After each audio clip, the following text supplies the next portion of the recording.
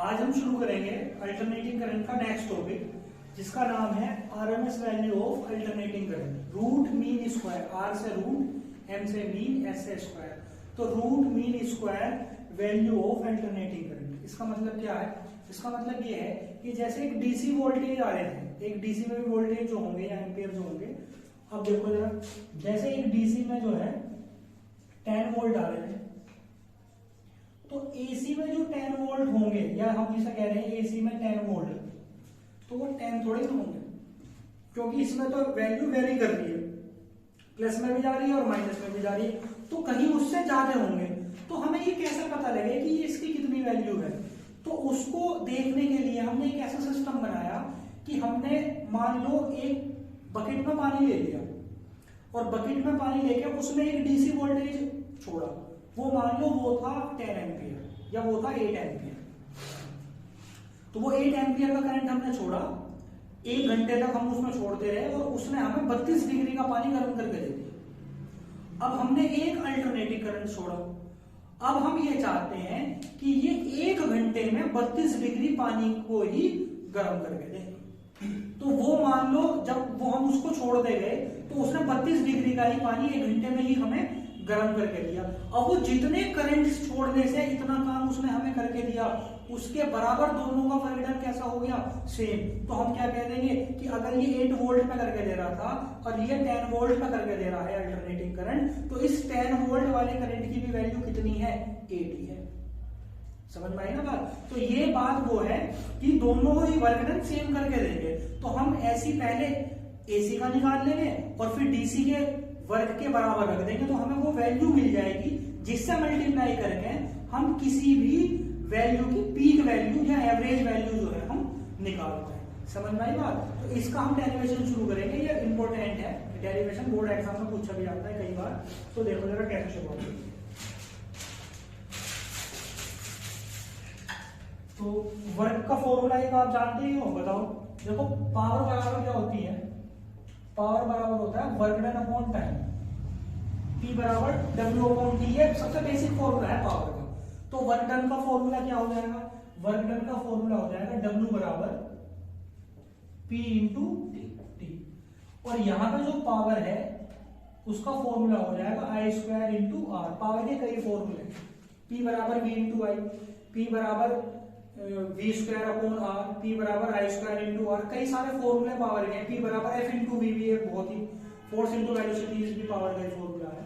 तो P बराबर होता है I स्क्वायर इंटू आर, और यहाँ जो टाइम हम ले रहे हैं वो ले रहे हैं छोटा सा dt। तो W बराबर क्या मैं ऐसे लिख सकता हूँ? W बराबर I square into R dt। ठीक है बात? अब देखिए जरा, अब हम I जो होता है हमारा करंट, वो होता है I naught sine omega T. ये हम पढ़ कर आए थे करंट, I बराबर I naught sine omega t. तो यहां पे देखो जरा, तो W बराबर क्या आ जाएगा जी? I नोट का square sine square omega t dt। ये वर्क डन का जो है इक्वेशन आ गई। अब हमें ये निकालनी पड़ेगी फुल साइकिल के लिए, क्योंकि ये तो एक छोटा सा वर्क डन आ गया। अगर आप यहाँ पे dw लगा दें तो भी गलत नहीं होगा। dw एक छोटा सा वर्क डन जो निकल के आया, वो आया I note square sine square omega t into dt। अब हम इसे फुल साइकिल के लिए निकालना चाहते हैं, फॉर फुल साइकिल, और वर्क डन जो है हमारा पूरा हो जाएगा। तो for full cycle limit 0 to t, तो dw का क्या बन जाएगा? w। अब यहां पे क्या आ जाएगा? इंटीग्रेशन I नोट का square sine square omega t into dt। ठीक, अब हम अच्छा इसमें आ रहेगा, देखो यहाँ पे भाई I की जगह लिखा ना I naught sine omega t, तो यहाँ पे आर भी धो, तो I naught sine square, R भी तो रहेगा I नोट का square sine square omega t, और एक आर हो जाएगा, आर की मल्टीप्लाई यहाँ पे, तो यहाँ पे क्या आ जाएगा? यहाँ पे भी आर है। तो I नोट स्क्वायर आर बाहर ले लूं, तो W बराबर क्या बचेगा हमारे पास, आई नोट का square R 0 to t sine square omega t dt। अब साइन स्क्वायर का इंटीग्रेशन हमें करना है, कई सारे फॉर्मूले हैं, हम उसको बदल लेते हैं और लिख देते हैं 1 minus cos square omega T upon 2। सही है ना बात।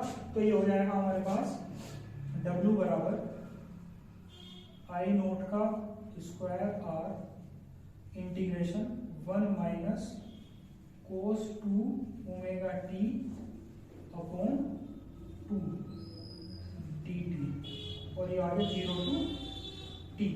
ठीक बात होगी। 1 minus 2 omega T upon 2 dt, ये फॉर्मूला है।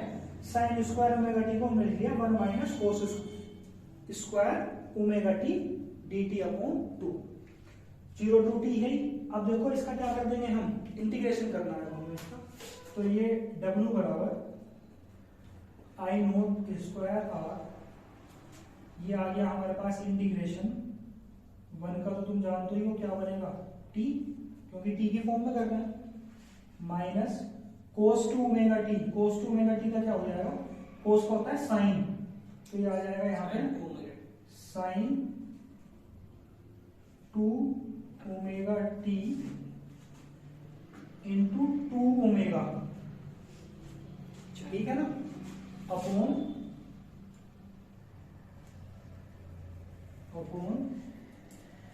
क्या आ गया भाई, t minus sine 2 omega T upon 2 omega नीचे है इंटू 2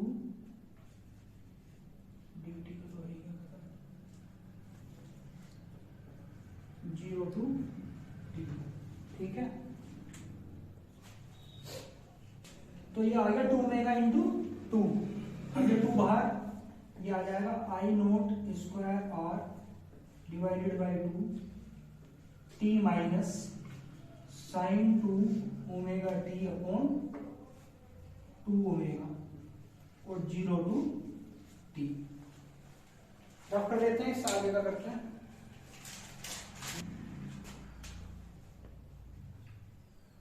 आई नोट का square R divided by 2, limit put करेंगे तो टी माइनस 0, तो टी लिख दूं माइनस साइन 2 पाई टी, तो ये हो जाएगा साइन 2 ओमेगा को लिख सकते हैं 2 पाई अपॉन टी, इसकी वैल्यू होती है, तो into 2 pi upon T into T upon 2 omega है, 2 ओमेगा यहाँ है, और माइनस साइन 0। ठीक है, साइन 0 यहां से 0 हो जाएगा, 2 पाई अपॉन टी साइन 4 पाई की वैल्यू 0 हो जाएगी, तो यहां से क्या बचेगा, सिर्फ यहां से बचेगा आई नोट का स्क्वायर आर अपॉन 2 टी, ये आ गया। अब ये तो एक अल्टरनेटिंग करंट का जो है हमें वर्णन करके दिया है। सेम जो मैं अभी उससे पहले बता रहा था कि अगर हम एक डीसी वोल्टेज ले लेंगे तो डीसी भी हमें कितना करके देगी, इतना ही करके देगी। तो डीसी वोल्टेज के लिए अगर वर्णन हम निकालना है तो वो क्या हो जाएगा, वर्णन बराबर ही हो जाएगा आई नोट का स्क्वायर आरएमएस इंटू टाइम। वर्णन का क्या फॉर्मूला लिखोगे भाई, I RMS into R into T. तो ये हमारा आ गया। अब दोनों वर्णन को हम क्या रख देंगे, बिल्कुल सेम रख देंगे, और सेम रख करके और इसका आंसर निकाल देंगे, तो ये था I R M S into R into t, R अच्छा आर है इंटू आर यहाँ लिख लीजिए। तो इन दोनों वर्णन को हम इक्वल लिख देंगे, तो ये क्या आ जाएगा जी, ये आ जाएगा आई नोट का square R M S into R into T equal to I naught का square into R into T upon 2। R से आर खत्म, टी से टी खत्म, तो आई नोट या आई आर एम एस क्या बना, आई नोट बाई रूट, ये वैल्यू आ गई किसकी, आई आर एम एस की।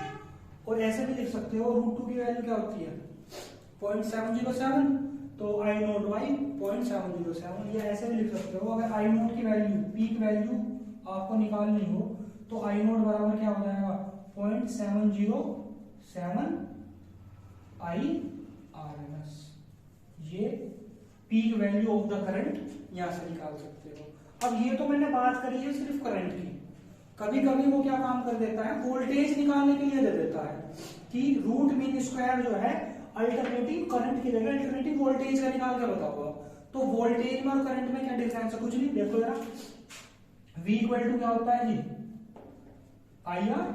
हमने अभी आई निकाला है, तो अगर दोनों तरफ में इसमें रेसिस्टेंस की मल्टीप्लाई कर दूं, multiply by R in both side, तो ये क्या बन जाएगा आई आर V बन जाएगा। तो अगर आपको बोर्ड एग्जाम में ये आ जाए कि VRMS निकाल के दिखाना है तो परेशान नहीं होना है। VRMS में आप क्या कर दोगे, ये I तो पूरा हो गया, अगर VRMS कहें तो आप कहोगे multiply by R both side, तो IRMS का क्या बन जाएगा VRMS, या ERMS भी लिखते हैं कहीं कहीं, इक्वल टू V नोट बराबर √2, ये VRMS का हो गया। तो डेरिवेशन हमने एक में ही दो कर दिए। तो अगर वो IRMS पूछे तो यहां तक करके आना है, जो VRMS पूछे तो यहां तक करके आना है। एक ही डेरिवेशन से हमारे दोनों डेरिवेशन जो है वो कंप्लीट हो गए हैं। ओके।